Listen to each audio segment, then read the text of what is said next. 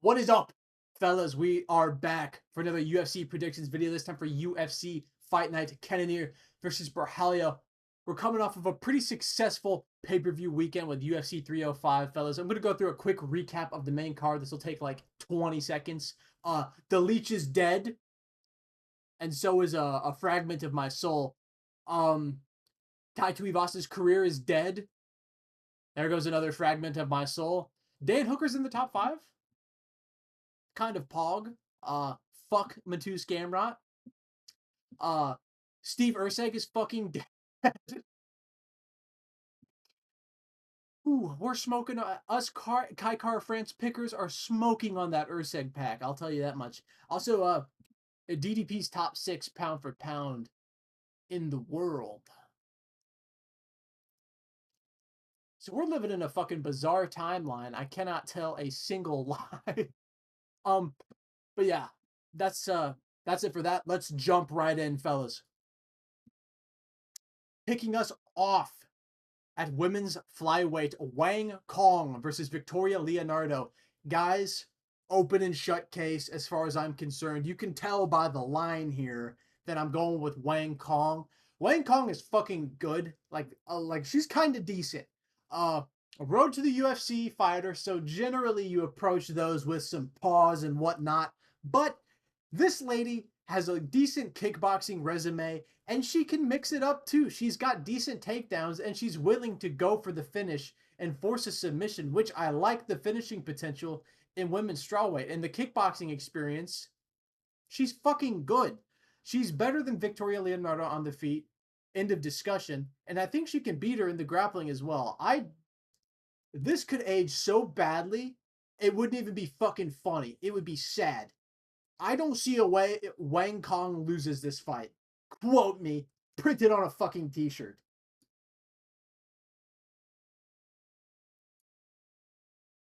Moving up to women's bantamweight, Jacqueline Cavalcanti versus Josie Nunez.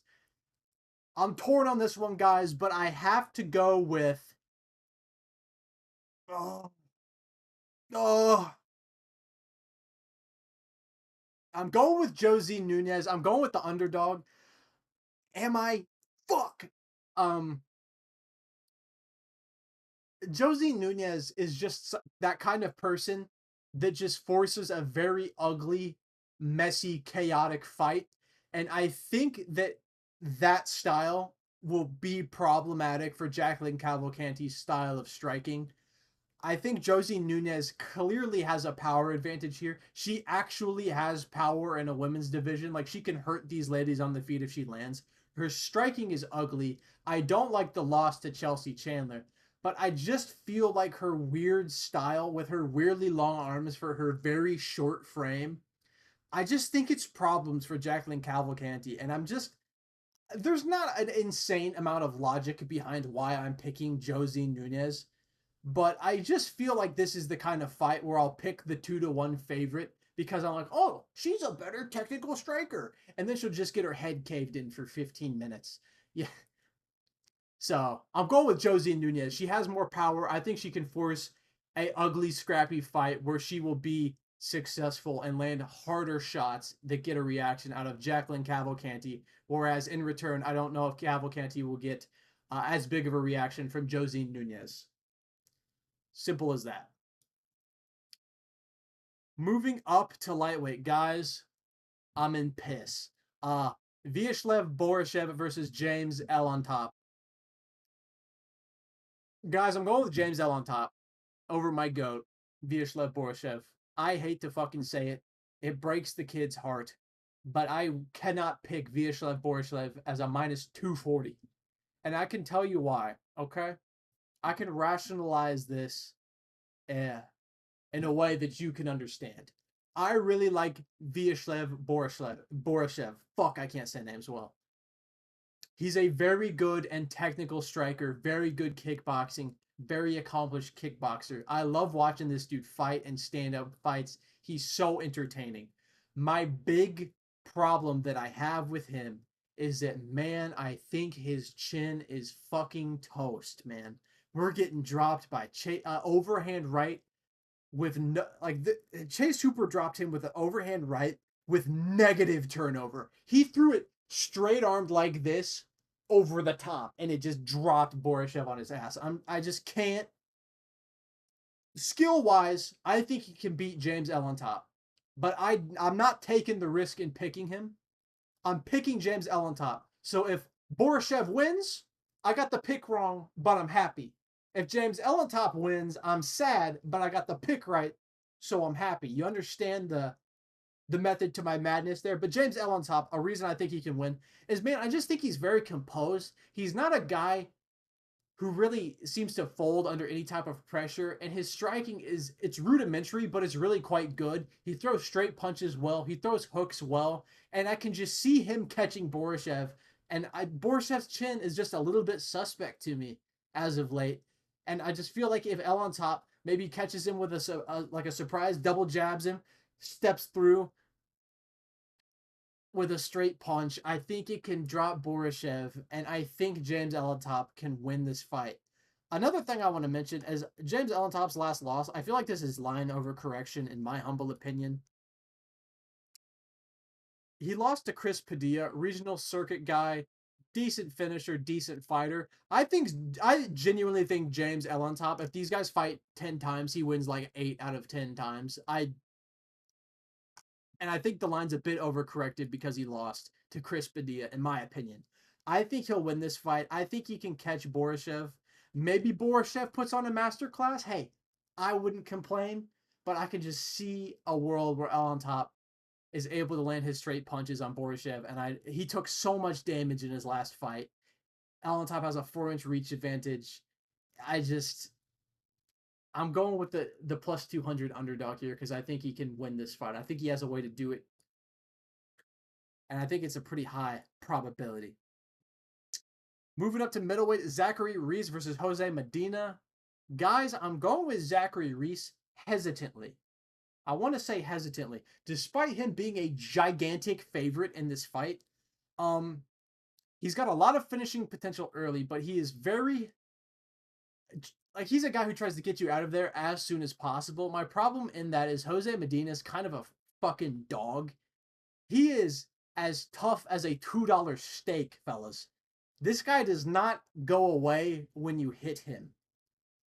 He literally got signed off of a Dana White's Contender Series loss because he got the dog shit beat out of him so much. Dana was like, man, this guy's got a heart on him.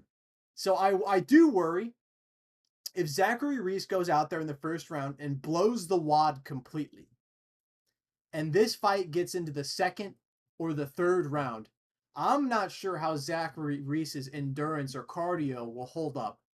I know how Jose Medina's will hold up if he doesn't get blasted out of there. So that's my slight worry about this fight.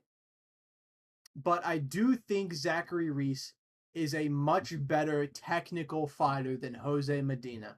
I think he's got better submission skills. Jose Medina's got decent jits, but I think if somebody's going to find a sub here, early at least, where I think Reese will win this fight, I think he will be the guy to do it. I think he's much more composed and much more technical on the feet. He just can't blow all of his cardio at once. He needs to fight this fight a little bit more composed than his others. And if he does that, I have no doubt he can win this fight. Jose Medina's coming down from 205. I'm not sure that's going to help him so much. He's still going to be the way smaller guy in there against Zachary Reese. And outside of a fluke loss to Cody Brundage, Zachary Reese has looked really good. So I'm going to trust in him. But I can see a Jose Medina upset for the reasons I listed previously. But I'm going to go with Zachary Reese. I think he could hurt Jose Medina on the feet, maybe pop him with a big shot and maybe sit him down. I think Reese can follow him to the ground and potentially submit Jose Medina. We'll see. This is a fight, although it's not like a super high ranking fight with like super known fighters. I'm kind of interested to see how this plays out so you can get a good grasp of how good Zachary Reese actually is, you know? Moving up to featherweight, Danny Silva versus Dennis Bazooka. I'm going with Danny Silva. I just think outright he's a much better striker than Dennis Bazooka. I think he's beaten better competition than Dennis Bazooka. And hey, Danny Silva is not afraid to miss weight by like 3 pounds, you know? That gives you a pretty good advantage in my book. But yeah, I think Danny Silva Much faster striker, much more technical, in my opinion. Throws a lot more volume out there. He can mix it up well enough if he wants to. I think he could get a takedown on Dennis Bazooka before Dennis Bazooka could get a takedown on him, that's for sure. And I rate a win over Josh Cooleybow, despite Josh Cooleybow being a fucking world class salesman last weekend, over a win over Connor Matthews, you know? Yeah, I just think Danny Silva is the better striker. Bigger guy. I think he's more physically strong as well, and I think he will be able to land his straight punches on Dennis Bazooka, kind of in a similar way to Jamal Emmers. And I think he can finish Dennis Bazooka by TKO. Moving up to middleweight, Edmund Shabazian versus the GOAT, Gerald Meerschaert. Guys, I'm going with Edmund Shabazian. Now, this is a risk. This is risky business because, you know, if you, the sharders out there know, if you're a real sharder, you know that Gerald Meerschaert's got that dog in him. Um, but Edmund Shabazian is just so much. He is light years better on the feet than Gerald fucking Meerschaert, man. Despite the fact that Gerald Meerschaert club and sub Bruno Silva, Alex Pereira can never do that, by the way. Um, Edmund Shabazian is a very talented technical striker. He's got very real power in his hands. And Gerald Meerschaert, although his striking can be effective, man, he is as slow as molasses, honestly. Um, Edmund Shabazian's coming off of, in my opinion, a really good win for him specifically, off of AJ Dobson, I do believe. AJ Dobson's a guy I think goes under a lot of people's radar. I think that guy's actually really good, very fast striker, pretty technical as well, a lightning fast jab, and he had Edmund Shabazian in a lot of trouble in that fight. And one thing with Shabazian that's kind of like a known thing is that he wilts under pressure and he gasses super hard. He did not do that in his last fight. He found a way to fight out of that and got himself the finish over AJ Dobson very impressively. And Gerald Meerschaert has a clear path to victory, and it's take down Shabazian and submit him. It is possible, although I think it's a lot more unlikely than Edmund Shabazian just going out there and bonking Gerald Meerschaert on the head and killing him instantly. So I'm going to go with Edmund Shabazian. A little bit sketchy. You know, Meerschaert can sometimes pull out that veteran lesson on people. I don't know if he's going to do it to Shabazian because Shabazian's losing to guys like what? Hermanson, Brunson. I think those guys, especially at the time Shabazian fought them, are levels above Gerald Meerschaert, in my humble opinion. So I'm going to go with Shabazian by TKO in this matchup. You don't have a fight, so I can't break that down. Moving up to welterweight, Neil Magny versus Michael Morales. Guys, I'm going with Michael Morales. Now, Neil Magny's a guy who fraud checks a lot of welterweight prospects. Because Neil Magny, despite being old, is kind of good. He's got some skills. He likes to frame bully people that are smaller than him. He's really fucking good at that. I think Michael Morales, though, can pass the Neil Magny test. I kind of like what Michael Morales has been doing in his career. They really haven't, despite him being 16-0, they haven't jumped him up super high as far as levels of competition as goes. He's kind of taken his time. Like, he's got 5 UFC fights, 5 UFC wins. You know, Trevor Giles, Fugit, Max Griffin, Jake Matthews. Like, these are like middling level welterweights that I think are good wins to have for like a young prospect coming up. And I feel like he's taken the appropriate step with a Neil Magny at this point in his career. And I feel like he's prepared well enough to be able to neutralize the game plan of Neil Magny. And I think he can easily out technically strike Neil Magny on the feet for 3 rounds. And I think that's largely what will happen. I think he will be the stronger guy in there. So I think if Neil Magny does try and force that clinch up against the cage and force that dirty fight, I think Michael Morales can frame off, push him out, and circle out and get his space back. I think this is Michael Morales' fight to win here. Biggest fight of his career, and I think he will win this one. I think he'll probably win a decision here. Neil Magny's not the world's easiest guy to finish on the feet. It is possible, though, but I'm leaning towards a Michael Morales decision here, maybe 30-27, maybe 29-28, maybe Neil gets around. Moving up to middleweight, Ryan Loder versus Robert Valentin. Guys, I'm going with Robert Valentin here for the simple reason that some about that guy just kind of gives me, I don't know. The vibes are right with Robert Valentine. You know, that elbow he hit on Tough still echoes in my fucking head. This is just a violent dude who finishes fights. He's a big dude for middleweight, a long dude for middleweight, and he throws hard and he has submission skills as well. He's got 10 wins, 9 finishes. Ryan Loder, not a guy who doesn't have any finishes himself. I believe he's got 4 TKOs on his record, something like that out of his 6 wins. But I just think Valentine is the guy who's going to be the aggressor in this fight. And I think he's the guy who's got more ways to win as far as finishing potential goes. And I think he's one of those guys, man. He just chases that finish. He wants to finish you. And I like that in a fighter. And I think he can find it, whether it comes by TKO or by submission. I'm going with Robert Valentine here. I'm going to say he gets a submission over Ryan Loder. We'll see, because Loder's not bad. This is a really good fight, I think, for like a tough finale. I'm pretty excited for this one. I would like Robert Valentine to win, though, just because he's kind of he's out there. He's got a personality, I'll say it that way. And I think he'd be really entertaining to watch fight more. So, hoping for Valentine and picking him as well. Moving up to our absolute lightning rod of a co-main event. Angela Hill versus Tabitha Ricci. Guys, I'm going with Angela Hill. I don't think Tabitha Ricci's all that. Her last fight, she got a win over Tisha Torres or Tisha Pennington or whatever. It was just a brutal robbery. She clearly lost to Tisha Pennington. I don't know what the fuck the judges were smoking. Must have been the same guy who gave Tuivasa 30-27 last weekend, because she did not win that fight. She should be 0-2 in her last 2, in my opinion. And Angela Hill, despite being 40, she's still putting out decent performances. Like, she still operates at a high level to check these like prospects like 90% of the time. And my rationale for this is just Angela Hill has beaten a higher level of competition. Like, let's jump in and we'll look real quick. I know she beat Lupe Godinez right here. Emily Ducote lost to Mackenzie Dern, which I don't love, but Dern's probably better than Tabitha Ricci. Denise Gomes, powerful, dangerous lady, good win. And Pinheiro, another good win, coming off of, I think, her first loss in the UFC, and Angela Hill subbed her in round 2. Where a lot of people, I think, thought Pinheiro was going to be able to sub Angela Hill, if I remember correctly. Like, those are 4 solid wins, besides Ducote. But yeah, also, I think Lupe Godinez, if she can beat Lupe Godinez, she can beat Tabitha Ricci. Because honestly, when I think about Lupe Godinez and Tabitha Ricci, I just think Godinez is a better version of her. I think Angela Hill's better on the feet. I don't think Tabitha Ricci's very good on the feet. I think she can stuff the takedowns as well.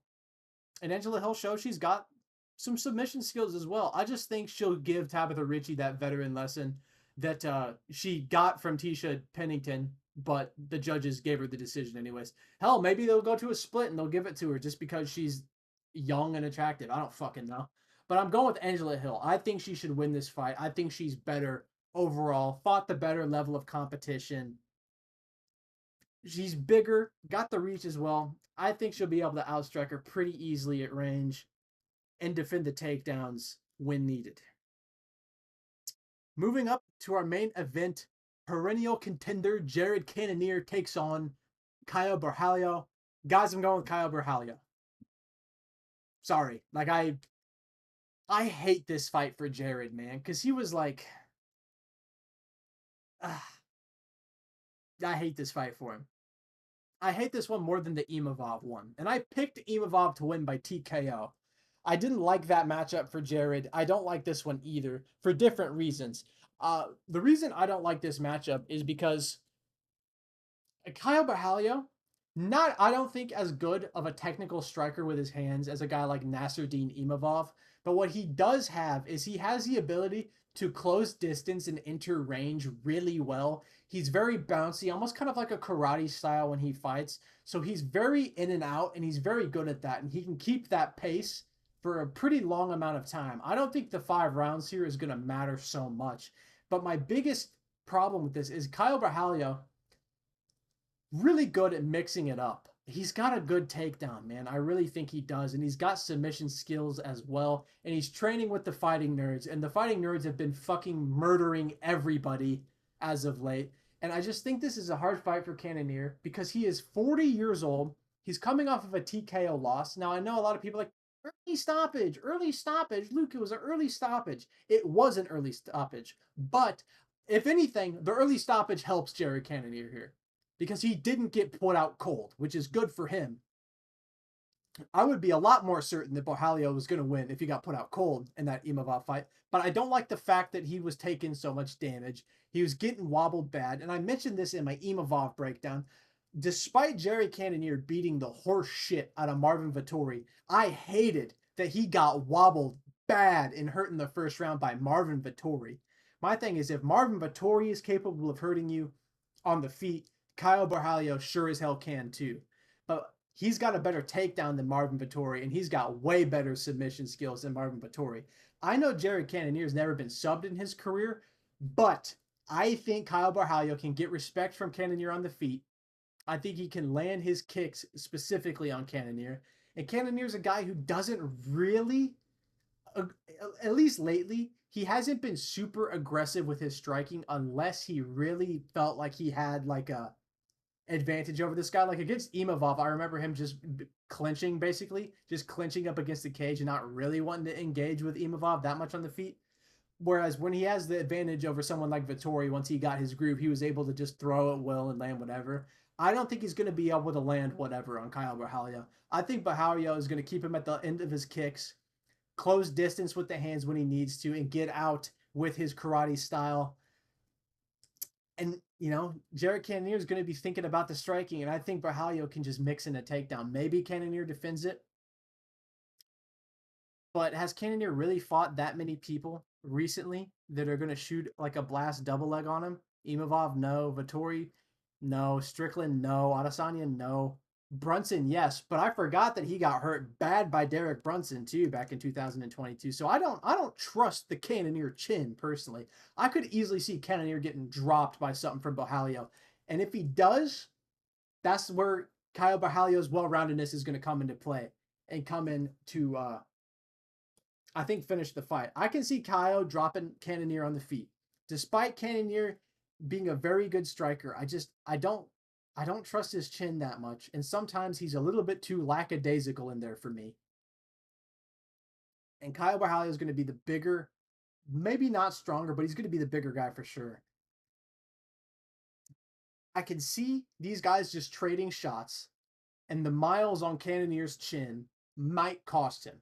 I know Cannonier's got that one hitter quitter power. He does. But I just feel like if these guys both land a big shot, I'm trusting in the young guy who doesn't have just tons of damage racked up on his chin. You know, Jared's 40, man. Like if this was a couple of years ago, then we'd really be talking. But I don't like this fight for him. I'm just getting a bad feeling about it. If Jared wins, I'd be super happy because I like Jared. But I just feel like Borralho is going to be the first guy to submit Jared Cannonier in his pro career. I feel like he can club and sub Jared Cannonier here. I hate to say it because it'd be sad too because, you know, they give Jared Cannonier just two like up and coming contenders, which is really shitty. I hope Cannonier wins. I just don't think he's going to. I'm going with Borralho by sub. But yeah, those are my predictions. Thank you guys so much for watching. Don't forget to subscribe. I appreciate that shit so much. And as always, I will catch you guys next time. See ya.